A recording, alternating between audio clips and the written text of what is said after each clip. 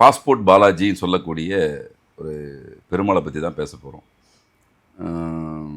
எப்படின்னா, வெளிநாடுன்றது ஒவ்வொருத்தருடைய கனவாக இருக்குது. வெளிநாட்டில் பல்வேறு சங்கடமான விஷயங்கள் இருந்தாலும் கூட எல்லாருடைய கனவுன்றது வெளிநாட்டில் போய் வேலை செய்யணும், நிறைய சம்பாதிக்கணும் அப்படின்ற எண்ணங்கள் பெரும்பான்மை மக்களுக்கு உண்டு. அது காலகாலமாக இருக்கிறது தான். நம்ம அந்த காலத்திலே சொல்லியிருப்பாங்கல்ல, திரைக்கலை ஒடியும் திரவியம் தேடுன்னு சொல்லியிருப்பாங்க. அப்போ கனவு, அது வெளிநாடு போகுதுன்றது கனவு. அது இன்றைக்கி பெரும்பாலான மக்களுக்கு சாத்தியப்படுது, அதில் மாற்றுக்கிறது இல்லை.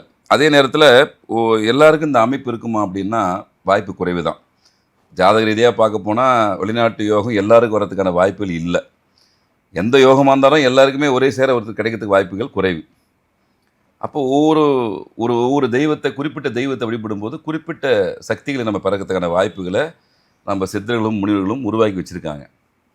அப்போது இப்போ நம்ம சொல்லக்கூடிய கோயில் வந்து ஏற்கனவே பரிச்சயமான கோயில் தான், புதுசு ஒன்றும் கிடையாது. இப்போ தமிழ்நாட்டு மக்களுக்கு இதை பற்றி கொஞ்சம் தெரியாமல் இருக்கலாம், புரிஞ்சவங்க அதை கண்டினியூ பண்ணி தான் இருக்காங்க. இருந்தாலும் நமது வாசகர்களுக்கு கண்டிப்பாக கொடுத்தாகணும் அப்படின்ற எண்ணத்தினால தான் இதை பற்றி நீ பேசுகிறோம். சிலுக்கூர் பாலாஜின்னு பேர், அவர் பேர் பாஸ்போர்ட் பாலாஜின்னு ஆயிடுச்சு. இப்போது அவர் பேர் வந்து பாஸ்போர்ட் பாலாஜினா மாறிப்போச்சு. அந்தளவுக்கு ஒரு ஃபேமிலி ரைட்டர். கிட்டத்தட்ட ஒரு அது அந்த புராண கதையை கேள்விப்பட்ட ஒரு 500 வருஷத்து கோயில் போலுது. அது ஆக்சுவலாக ஒரு நிலம் சார்ந்த இடத்துல இருந்த உருவான ஒரு கோயில் தான் அது.